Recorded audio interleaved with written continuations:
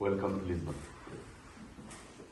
আমরা লিসবনবাসী সৌভাগ্যবান এই সেন্সে বলবো যে একজন উপদেষ্টা প্রথম পর্তুগালে আমাদের আসছেন, সেটা হল আপনি, এবং সেটাও পররাষ্ট্র উপদেষ্টা। আমরা যারা দীর্ঘদিন এখানে আছি, আমি পর্তুগালে 34 বছর আছি,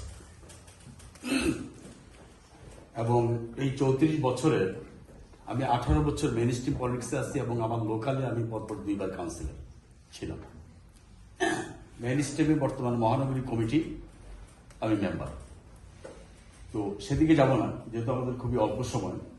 এখানে যারা উপস্থিত আছে আমাদের সমস্ত কমিউনিটি লোকেরা, হাজারো সমস্যা আমাদের, সেই সব সমস্যার কথা আমরা বলে শেষ করতে পারবো না। বিভিন্ন সভা, সেমিনার, পত্রিকা, ইন্টারভিউ সবগুলিতে আমরা আমাদের সব কথা বলি।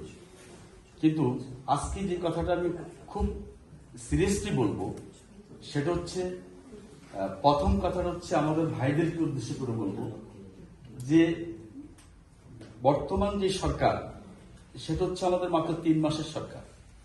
এই স্বল্প সময়ে সম্ভব না সবকিছু একসাথে সমাধান করা। আর পলিটিক্যাল গভর্নমেন্ট এক জিনিস, ইন্টারিম গভর্নমেন্ট আরেক জিনিস।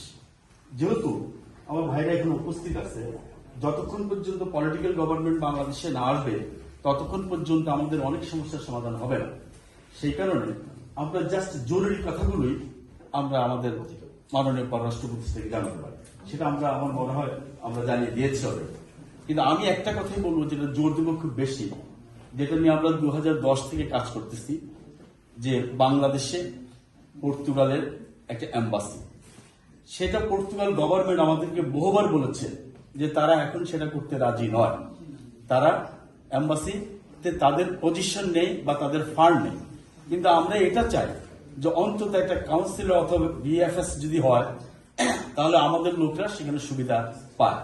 আর আরেকটা ইস্যু, এখন পুরো ইউরোপ ব্যাপী যে একটা আন্দোলন হচ্ছে, সেটা হচ্ছে ইউরোপের বাংলাদেশিরা যে যেখানে আছে কেউই চায় না যে আর ইন্ডিয়াতে যে তাদের বিভিন্ন স্টুডেন্ট ভিসা, ফ্যামিলির ইন্ডিয়ান ভিসা কিংবা ইউরোপে আসার ভিসা অ্যাপ্লাই করার জন্য। এটার একটা দ্রুত সমাধান আমরা চাচ্ছি, যে ইন্ডিয়া ছাড়া অন্য কোথায় আমাদের এই লোকরা সেই সেবা পেতে পারে। এটা আমার কথা। কারণ আমরা নিষ্পেষিত দুই দিক দিয়ে, একদিকে অর্থনৈতিক ভাবে, আরেকদিকে ভাষাগত ভাবে। কারণ আমাদের লোকেরা সেই ইন্ডিয়ান হিন্দি ভাষাও জানে না। তারা ইংলিশ বললে তারা ওদেরকে বাধ্য করে হিন্দি বলার জন্য। দ্বিতীয় হচ্ছে, একটা জায়গায় ভিসার জন্য বা কোনো কাজে সেখানে গেলে আমাদের প্রচুর টাকা খরচ হয়। কথা অনেক, সেগুলো তো বাড়ানো যাবে না, যেহেতু সময় খুব কম। আমরা সেগুলো যাচ্ছি না। আমার মনে হয় আপনি স্পষ্ট বুঝতে পেরেছেন আমাদের আবেগ কতটুকু, যে এই ভিসা ব্যাপার নিয়ে, এবং বিশেষ করে ফ্যামিলি রিউনিফিকেশন নিয়ে, স্টুডেন্ট ভিসা নিয়ে, এটার দিকে আমরা একটু নজর দেবো। আর বাকি যেগুলো আছে সেগুলো ইনশাল্লাহ আমরা সামনে পলিটিক্যাল গভর্নমেন্ট আসলে বা আমাদের এম্বাসি এখানে এক্সিস্ট আছে, সেগুলো নিয়ে ইনশাল্লাহ আমাদের কথাবার্তা হবে, আমরা সেগুলো আলোচনা করব।